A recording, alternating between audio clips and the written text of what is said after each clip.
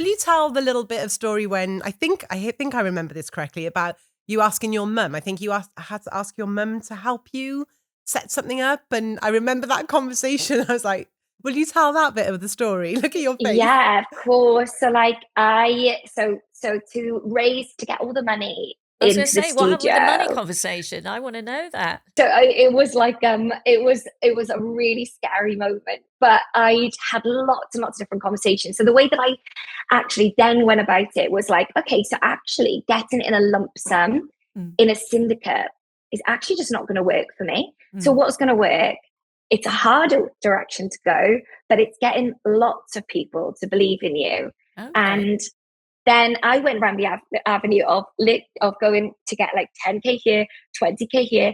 And I made sure that I was SEIS registered. So the way that, I get asked a lot of the time, like, how do you get people to part with their cash?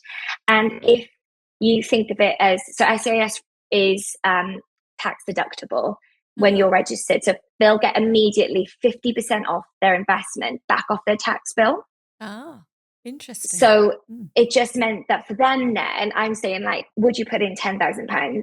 Immediately, it's only worthwhile if they're earning a certain amount. It's £5,000. If the business fails, after 3 years, they get an additional 36% off their tax bill. So then it's £1,400. So then if someone has that money, maybe, and they believe in you and they like you and they know, I went out to people who come to my classes in London and who knew what I was doing. And I was like, you used to come to all my classes in London. Did you know that what you went to in London does not exist in Cardiff? Suddenly they're like, what? And I was like, and you could be a founding investor. Like suddenly that changes the conversation. And then you're asking then for 50% of your money, really, because they're going to get that 50% back. That's 36% then if the business fails. And then £1,400 is not, it's a lot of money, but it's not £10,000. Yeah. Do you know? Yeah. So actually then going out and having those conversations with people who I knew believed in me, believed in the brand, had experienced me in some kind of way, it was just suddenly became so much easier and lighter, and it was better for me personally.